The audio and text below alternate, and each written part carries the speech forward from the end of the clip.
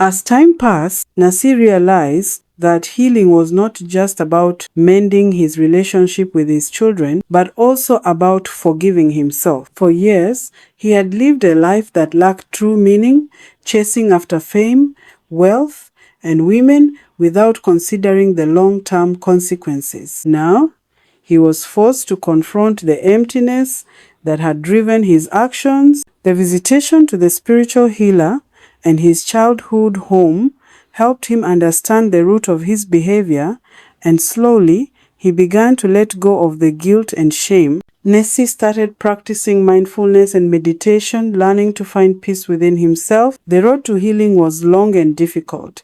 There were days when the weight of his guilt threatened to pull him back into old habits. But Nessie pressed on, driven and determined by the desire to rebuild his life with authenticity and integrity. He knew that he couldn't change the past, but he could learn from it and move forward as a better man for himself, father for his only biological child, and better artist. NSI realized that his healing was not only for himself but also a beacon of hope for others seeking redemption. Amid his journey of self-discovery, Ensai met a woman named Nafula. Unlike the glamorous women he had been with in the past, Nafula was humble, kind, and wise. She had heard about Nsai's story, but saw him for the man he was becoming, not the man he had been. Their connection was genuine, built on mutual respect and understanding. For the first time in his life, Nsai experienced what it felt like to be in a relationship based on love rather than superficial attraction. Nafula brought balance to Nsai's life. She encouraged him to stay grounded, reminding him of the importance of humility and kindness.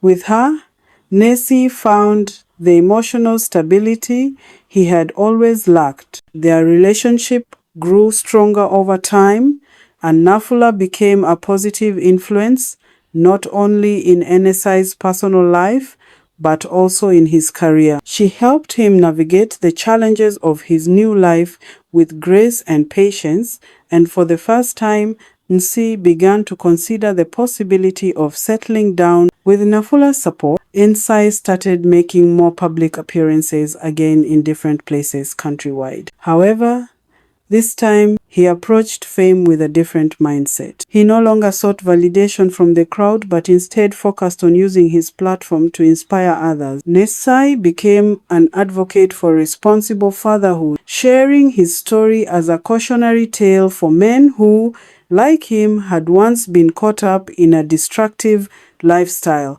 His transparency earned him the respect of many. He spoke at conferences, appeared on talk shows, and even started a foundation dedicated to supporting single mothers and promoting family values. Nasi's public image shifted from that of a self-indulgent playboy to a reformed man who had taken responsibility for his actions. Slowly but surely, he regained the trust of his fans and earned the admiration of new ones. One of the most difficult steps in Nsai's journey was seeking forgiveness from the mothers of his children. While some had already forgiven him, others were still angry and hurt. Nsai realized that he had caused pain not only by his reckless lifestyle but also by how he had handled the DNA test revelations. He reached out to each of the women individually, offering heartfelt apologies and seeking to make amends. Some of the women were willing to forgive him, while others needed more time. Nsai didn't push. He understood that forgiveness was a process and that healing took time. The act of asking for forgiveness, however, was liberating for him. It allowed him to release the guilt he had carried for so long and move forward with a clear conscience. For the first time in years, Nsai felt a sense of peace and closure. As Musa grew older, it became clear that he had inherited his father's musical talent. Si took it upon himself to nurture Musa's gifts, teaching him everything he knew about music and the industry. Musa was a fast learner, and soon he was performing alongside his father at small events. Nsai was proud of his son, not just for his talent, but for the kind-hearted and humble young man he was becoming. NSC dreamed of passing on his musical legacy to Musa, but he was careful not to pressure him. He wanted Musa to find his own path, whether it was in music or something else. Musa, however, looked up to his father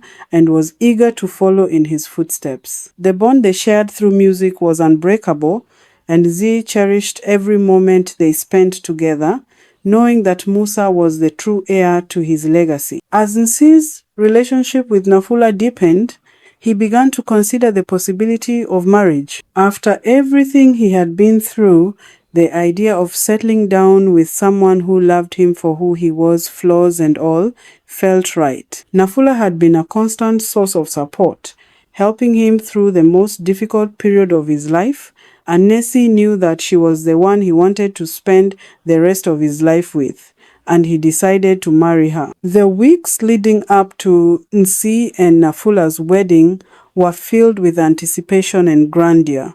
This was not just any wedding.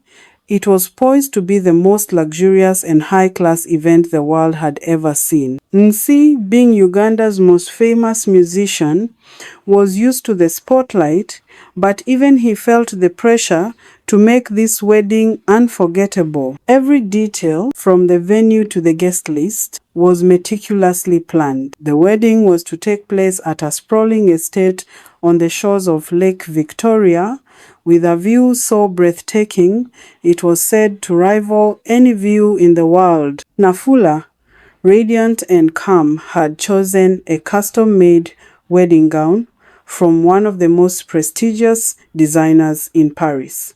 Her beauty, always stunning, was going to be elevated to new heights. The dress was a delicate blend of tradition and modern luxury, with intricate beadwork and silk that shimmered under the lights. Nay, ever the showman decided on a custom tuxedo designed by a renowned Italian tailor, reflecting both his African heritage and his global fame. Guests from all over the world were flown in by private jets, including presidents, celebrities, and the elite from various industries. The preparations were intense, but the couple remained focused, knowing that this day was the culmination of their love story.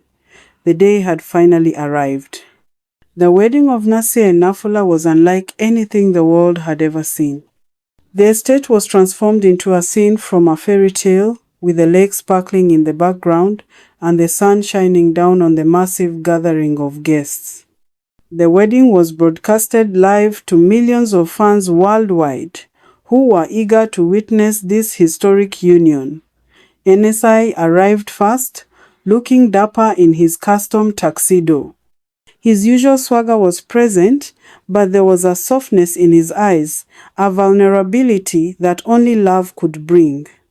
As he stood at the altar, waiting for Nafula, the entire world seemed to pause. Then Nafula appeared. Her entrance was nothing short of spectacular. She arrived on a boat that glided across the lake, surrounded by a sea of white lilies. As she stepped onto the shore, her gown shimmering in the sunlight, the guests erupted in awe. The ceremony itself was a blend of African tradition and modern elegance. Traditional dancers performed as the couple exchanged vows, and the atmosphere was electric.